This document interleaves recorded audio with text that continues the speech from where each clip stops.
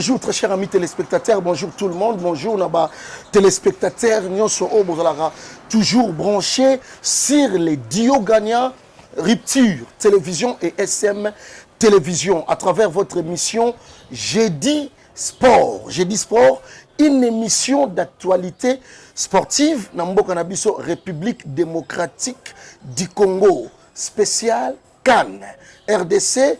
Le 23 décembre au RDC, à Kokota, à Robert, premier match naïe contre Bénin na Maroc. Mais avant tout comme on polémique Ezako René Makas par rapport à la liste définitive, on a reçu un Guido Lolingo à balancer les bisous, liste définitive.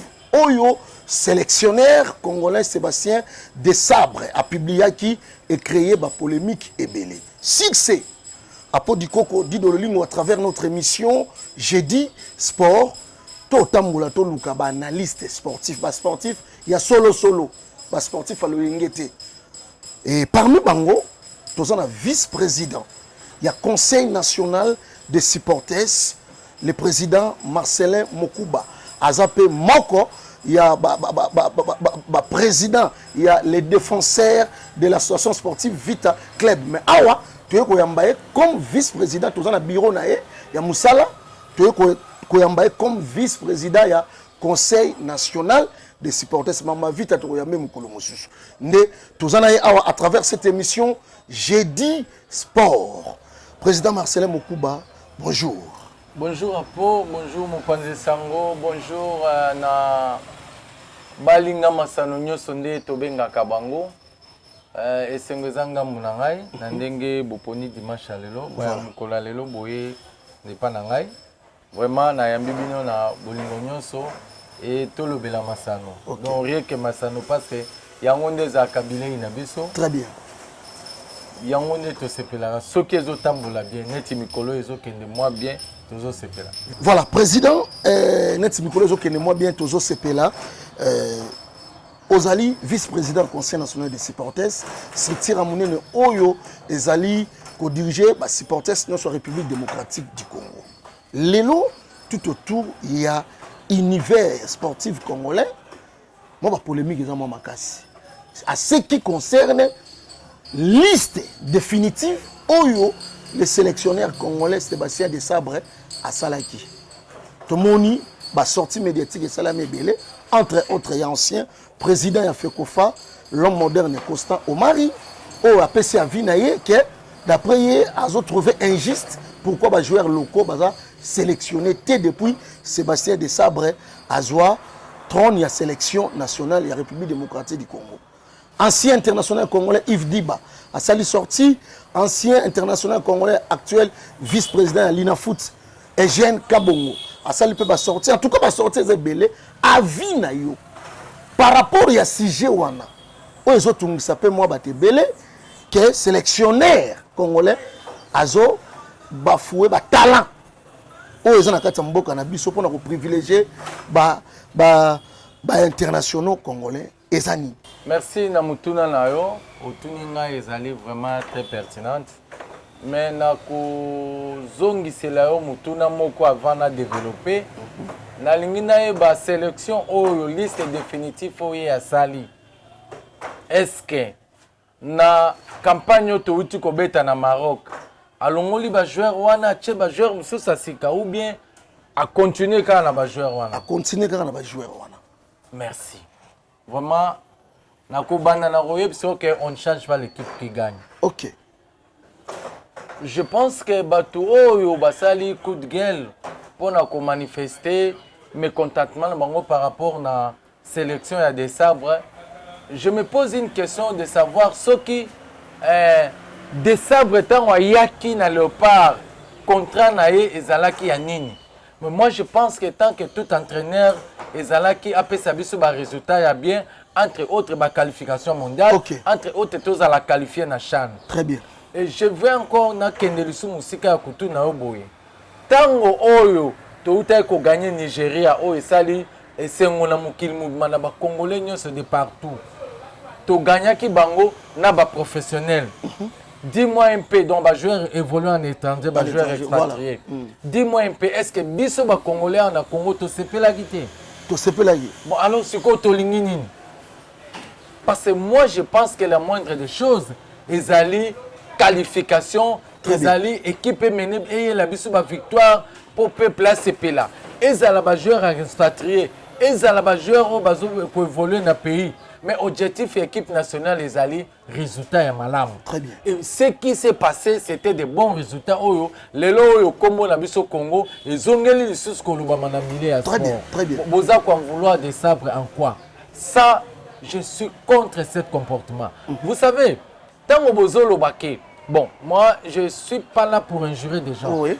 Parce que ce n'est pas mon éducation. Mais je peux citer les noms. Par exemple, Kouloutou Nabiso, Valère Nabiso, ancien Léopard Nabiso, Monsieur Jeune Kabongo. Oyo lelo, azana niveau ya Lina Foot.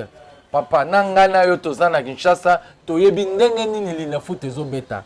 Est-ce que nous pouvons espérer avoir de bons joueurs dans Lina Foot? Parce que c'est ça aussi, Parce que la sélection de l'équipe nationale, on sélectionne seulement les meilleurs. Alors, dis-moi un peu, par rapport à l'équipe nationale, il n'y a pas de meilleurs là-bas? Ou bien bazana local, la biso na bazobeta na Lina Foot na biso, l'équipe kuna potolo pourquoi totiki ba meilleur tozi ba okuna.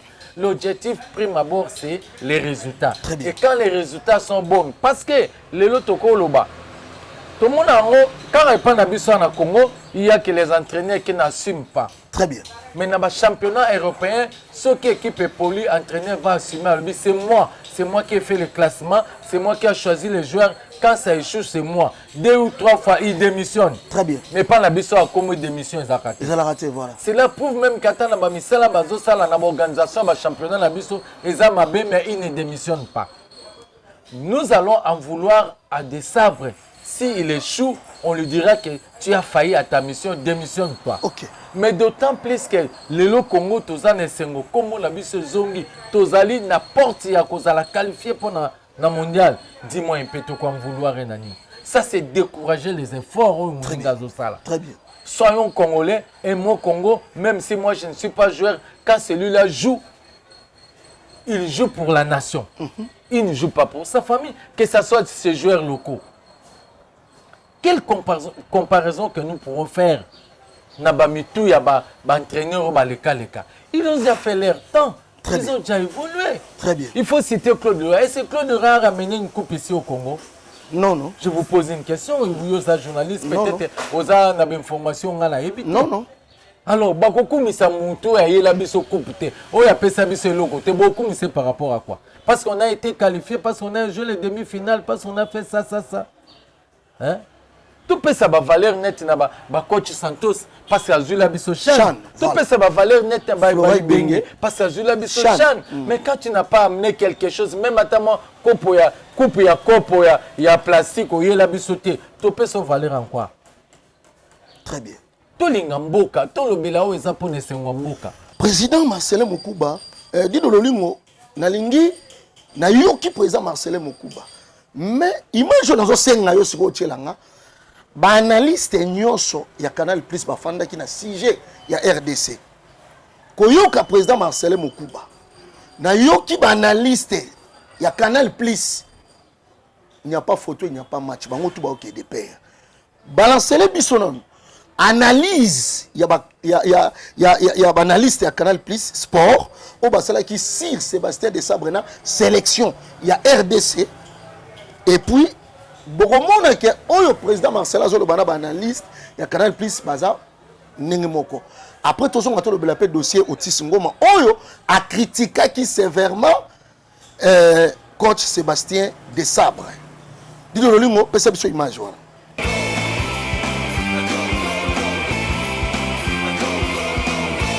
En l'espace de 6-9 mois, ils auraient dû le faire en 2 ans, 2 ans et demi. Ce que j'aime rappeler, c'est qu'au moment où Sébastien de Sabre devient le sélectionneur des Léopards, la République démocratique du Congo avait perdu ses 2 premiers matchs de qualification Coupe d'Afrique 2023. Il en reste 4. Dans un monde normal, après 2 défaites en 2 matchs, tu ne te qualifies pas. Tu ne termines pas sur les places qualificatives pour la prochaine Coupe d'Afrique. De Sabre arrive, 4 victoires. Enfin, pour être honnête, 3 victoires en 4 matchs et un match nul. Match nul qui se transforme en victoire face à la Mauritanie parce qu'un joueur inéligible mauritanien a disputé ce match. La RDC se qualifie. La RDC se qualifie, Côte d'Ivoire, demi-finale de Coupe d'Afrique des Nations. Folie. Et en fait, l'objectif à son arrivée, Sébastien Desabre, c'était qualifier l'équipe pour la CAN 2025.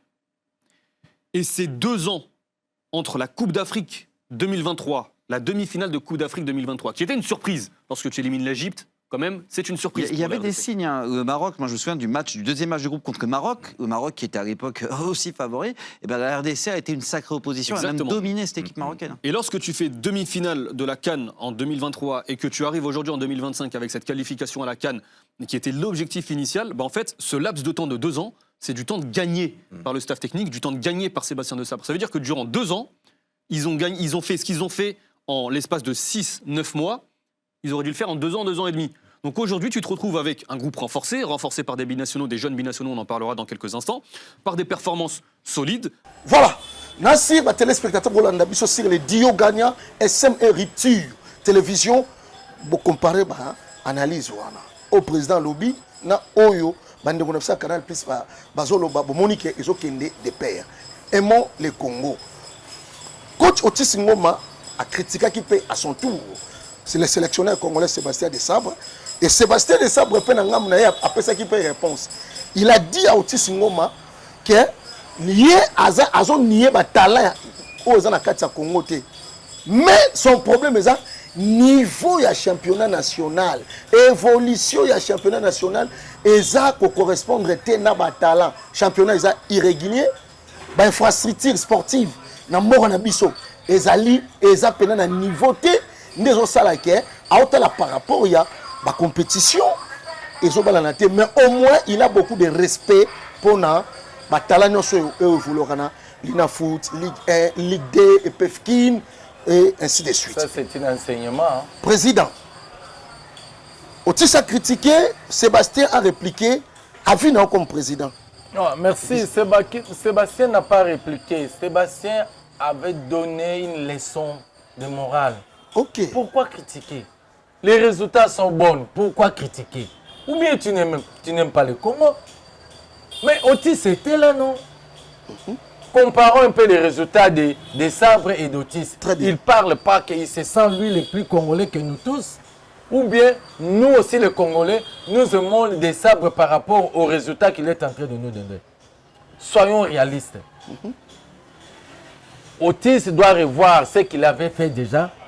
S'il était dans les bons, tant mieux, on lui remercie pas, c'était son devoir. Mais s'il avait failli qu'il fasse un effort prochainement quand il reviendra, à Bongissa. Ok. Et non à critiquer Moussala Mouninga Zosala avec tout amour Nengiwana, au Bissé le Loba Congolais, tout ce là.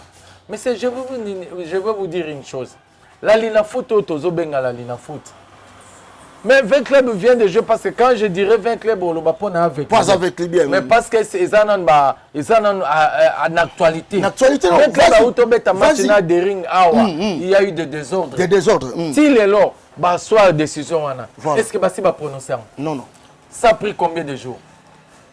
Et ça peut parmi ma raison. Mais quand vous dites que vous êtes des dirigeants, moi j'ai toujours posé une question. Quand tu quittes ton bureau, ou quittes ta maison, tu vas au bureau. Tu diras à tes enfants que je suis allé travailler. Mais des retours, quand tes enfants te poseraient une question, papa, tu es déjà de retour. Oui, je viens du travail. Mais yo moko fomutu na musala monini uto sala kuna. Très bien. Ba décision ni na malamu uto zapo Congo na biso, masanu na biso kenel boso. Voilà. Avec les arbitres kamikazes, avec les arbitres que si je peux dire que les arbitres sont devenus des commandeurs. Hein? Mon frère. Ou bien tolingi na biso sport, on a biso kenel boso te. Après si argument oyezali bien fondé. Très bien. Nous n'avons pas un bon championnat. Il n'y a même pas de terrain d'entraînement. Les joueurs vont s'entraîner sous le soleil. Sous le soleil, voilà. Ils vont s'aller à Tongo, ils vont s'aller à 10h, ils vont s'aller à 13h. Kaka stade moko wana tozana ngo. Soyons sérieux. Ou bien nous n'aimons pas le Congo, ou bien nous sommes contre. Aussi, ça n'a pas de problème particulier dans des sabres. Mais ceux qui posent un résultat à Léopard, Batika Papa Asala Moussala. J'ai été étonné que Bachaki encore quelques joueurs locaux. Batanga Sitakiwana. Mais qu'est-ce qu'ils veulent encore? Parce que ce total est un championnat. Par exemple, Netibus Vita. Il y a que Chic Petit Mazouk. Mazouk, Tikata, avec tous les autres là. Mais est-ce qu'on peut prendre tout le monde? Non. Mazouaka, combien d'années? Combien d'abord, c'est ça. Mes chers aînés, mes chers frères, mes chers Congolais, j'ai dit ceci. Desabre doit assumer. Le jour où ça échouera, il dira que non, j'ai failli. Mais comme il y a des résultats là, actuellement, laissons-lui le champ libre de travailler. Et les Congolais, nous allons faire notre travail de soutenir l'équipe et d'applaudir les joueurs afin qu'ils nous ramènent de bons résultats. Voilà ce que moi je peux marteler sur ce point-là. Très bien. Desabre tranquille de faire son boulot. Merci, Président Marcelin Mokuba. Tout le Belasikoyo, Ligue nationale de football. L'INAFoot en sigle. L'INAFoot au Lelo. Ils ont traversé un moment compliqué. Tous les matchs, disons, match, il y a les 3 grands clubs. Il y a Capital, Vita Club, DSMP, OC Renaissance et ça, 8 clos. Compte tenu, il y a des désordres, des supporters, il y a 3 grands clubs qui ont causé dans le stade. Président, vous avez encadré les supporters dans l'association sportive Vita Club. Le lot, il n'a fout à tali gauche, à tali droite. Entre autres, match au qui derby congolais entre Vita Club et DSMP. Il s'est passé des choses, filet longoué, pour me qui tant où Vita Club a égalisé qui. Décision wana. Ils ont pénalisé le club ou bien l'INAFoot a raison pour permettre à président du club, de la commission de supporters de club et orienter les supporters dans le stade parce que le football est 3 résultats, tu as une victoire, tu as une nul, tu as une défaite. Mon équipe est bien digérer sous défaite. Merci. Nakatio Malobate, vraiment, na bonga minano. Na changer position pour na lobanao. Mais c'est pour Loba président. Aux journalistes on a encourageaka, na félicitaka parce que aux sala musala. Vous savez quand on parle baïné na bino wana ba faire Rolanzila avec les autres c'est parce que bazaka au sala musala. Oui oui. Toti kaba casquette avec les il y a Renaissance, il y a très bien.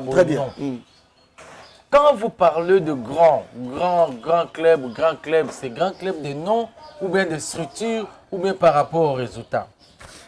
J'aimerais te dire ceci. Balobaka, la loi est dure. Mais c'est la loi. Mais c'est la loi. Est-ce que l'INAFoot a une faute pour acheter un match à huis clos? Non. Ok. L'INAFoot n'a pas faute. Au contraire, estimons-nous que Azo protéger quelque part l'athlète Nabiso. Azo protéger Nabiso encadré sportif parce que tout le monde a un supporter chaufferait côté ngam bango babanga lisusu ata mutute. Alors moi je dis que la loi est dure mais c'est la loi. Nous devons assumer nous les encadrés sportifs. Donc moi j'assume pour dire que on a failli dans notre mission d'encadrer les supporters. Okay. Même si ça cause préjudice aujourd'hui dans le sport en cannabis. Mais à quelque part, ça nous donne aussi une matière à réflexion. Que faire en fait que demain tous on la sous Babilo. Très bien, très bien. Hein? On peut par exemple dans 20 clubs parce que moi je suis dans 20 clubs. Oui, oui. Je suis un encadré sportif, je suis un président sectionnaire, section Yamounene. Oh, le thème, mais vraiment, s'il faut citer les sections de l'ASV Club, les défenseurs seront parmi les sections. Oui, ma meilleure section. Alors, mission Nabiso, ils allaient tout d'abord tout encadrer les supporters pour tout même comme un seul homme auprès de l'équipe. Il faut tout comme à niveau à Koyeba. Moto Aza sportif a dit que les Alakana. 3 résultats. Par exemple, le cas précédent. Match et Silaïté. Qui avait dit que Vekle va au Tchabi? Qui n'avait pas dit que Dering peut, même si Vekle va Tchaki na minute et Tigaka Koke ko égaliser? Très bien, très bien. On a déjà cette expérience là comme on a. Pour nani ba benga ravite en zombo. OK. Parce que match ce que c'est l'inanté, biso tout désespéré. Très bien. Et les supporters le savent. Pourquoi de tels comportements? Ce ne sont pas des comportements à encourager. Et l'autre côté au sein de l'INAFoot, seulement Atala. Parce que quand tu as un match huis clos, c'est aussi une manque à gagner.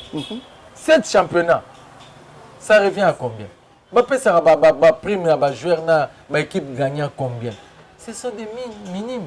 Alors, tant que bino sali boé, moi je pense que vous devez aussi être conséquent. Yaoye bakende to sali bo nanga mona bisope tozozanga quelque chose. Mais yakolo bakelina foot à sali mabe, je ne suis pas là. Je dis que l'INAFOOT a décidé parce que c'est la loi. D'ailleurs, à chaque début de championnat, il y a des textes. Voilà. Il y a des textes qui régissent le championnat. Entre autres, il y a envahissement, il y a zone neutre. Il y a zone neutre. Très bien. Les véhicules l'ont fait. Tant on va chaque vie, effervescence, on va continuer à terrain. C'était à sanctionner. Mais pourquoi les Imaniens aussi ont emboîté les pas? Emboîté les pas pour créer des désordres, menacer les arbitres. Arbitre, à 4 matchs passés, constatant que 15 minutes étaient passées, c'était catégoriquement forfait. Mais chose étonnante, jusqu'à maintenant, la LINAFOOT n'arrive pas à prononcer cette verdict-là. C'est là où nous nous disons qu'il y a de l'irresponsabilité dans des décisions de la LINAFOOT. Parce qu'aujourd'hui, ils ont décidé le même jour. Pourquoi mon envahissement zone neutre? Mais quand il y avait une fait, 15 minutes passées, l'arbitre a constaté, pourquoi ils n'ont pas prononcé le verdict? C'est parce qu'ils ont un avantage avec l'EM. Là, je m'habille envers nous pour réclamer ceci. Les dirigeants de la LINAFOOT doivent prononcer la verdict. Et nous aussi, étant les avertis du sport, ce sont les mêmes règlements où Bango va pesa biso. Il y a que ceux qui vont envahir zone neutre, bozana amende. Il y a que ceux qui des autres bimina ngambo na bino et qui habitent à constater 15 minutes passées, bozana forfait. Bah appliquer un mot. Pourquoi appliquer à Gocha match guichet fermé que huis clos que va appliquer décision à sanctionner des rings parce que yende mutasala qui que match. Le problème se pose au niveau CDC, commission de discipline. Il y a l'INAFOOT. Mais c'est la LINAFOOT. Voilà. Quand on dit commission de discipline, de quelle commission de discipline? Commission de discipline. C'est la commission de la LINAFOOT qui est présidée par M. Jeune. Parce que c'est au détriment des vrais clubs, au détriment des rings. C'est pour cela qu'ils n'aiment pas prononcer ça. Moi, je ne suis pas là. Je dis qu'ils sont des responsables. Tout ça, là, ils ont confiance. M. Bosco, on l'a reconnu pour la énième fois. C'est par rapport à son savoir-faire. Bala qui s'habille sur Yango, bazoba décision au ezali bien, même si avec le basal mabé, to pini avec le ceux qui dérivent à sal mabé, to boy favoritisme, championnat en couteau, les monsieur peut comme on a soukaté. Voilà. Vous n'arrivez pas à organiser un championnat où les autres bêtes à la même ville. Voilà. Et vous êtes les premiers à prendre des décisions braconnières pour la faire souffrir les sportifs. J'ai dit non, ça c'est l'injustice. Nous devons crier au biso bas sportif que ba équipe na biso to bongisa ba supporter na biso to pesa bango mayele et bino pe bazulia ba décision bon pesa biso ba arbitre ba so convaincre parce que arbitre wana azaki à la hauteur en match quand même disons c'est ça. Je ne le connais pas, on a minimisé, mais vraiment par rapport à l'événement, ce n'est pas pour rien. Babit international Bazali, babit amateur Bazali, babit professionnel Bazali, ba qualité wana nyonso wana babitre bango pe batenaka compte nango bayebaka ba derby ya boye bakopesa bitre ndenge nini ba derby ya boye bakopona bitre ndenge nini enfin que tango match ekosila tozonga na bandako na kimia bawe bapoli bandima que oui tout ça là qui est fort tokoki te topoli mais injustement comme ça ba privé avec club 3 points na bango. Nous allons dire oh ce qui se passe à la LINAFOOT, c'est pas bien. Président Marcelin Mokuba, en tout cas, merci pour nous recevoir au bureau de Moussala à travers notre émission Jeudi Sport. Salut toi solo là. Jeudi à Rolobé, à Mukoloté, de toi solo la sport. Moni, président Marcelin Mokuba solo. Sans tendance, sans parti pris. Président, mot de la fin pour l'entretien. Tout ça, on attend Malélo.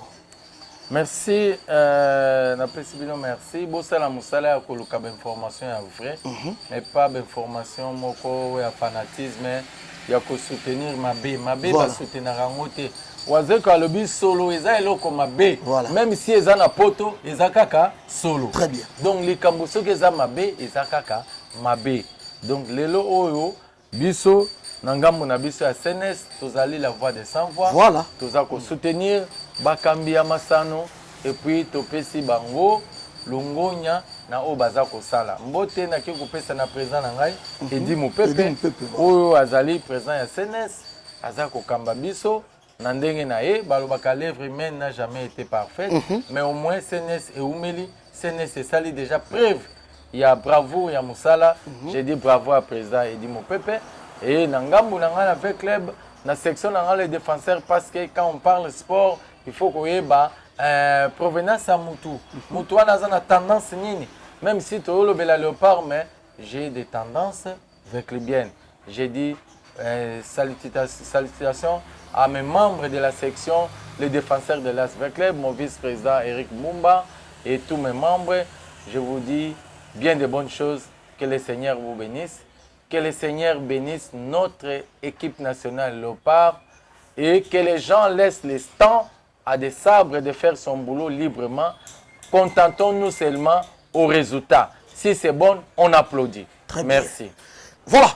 Merci très chers amis téléspectateurs. Merci Nabatutu. Oyo Bozalaka. Pe Bozalaka toujours branché et scotché dans les dios gagnants Rupture Télévision et SM Télévision. J'ai dit sport, votre émission d'actualité, Moko Temi Balépété, Isara Moko, votre unique et votre seule émission d'actualité sportive dans la République démocratique du Congo. J'ai dit sport avec Apo Dikoko et Dido Lolingo. Merci na Yvon, merci na Dipro Nabiso, directeur de production Nabiso Isaac et pourquoi pas les DG, Christian Ngwanjou, l'homme au grand cœur. Donc, les derby quinois, à part DSMP, dans Vita Club, c'est mardi, Stade Tata Raphaël, Vita Club, OC Renaissance du Congo. Jeudi sport, on a tous les à côté, il y a les derby. Parce que, la conception dit de l'Olim, il faut que la rubrique, jeudi sport, les derby. Autrement, il y a des statistiques, il y a des derby, il y a des tout. Ton côté, c'est la bino kalamingité. Pendant les lots, Tosuki Awa, Tokutani prochainement. Restez branchés chaque mardi 20h30 et chaque jeudi 20h30, jeudi sport, sur les duos gagnants SM et Rupture Télévision. Ciao.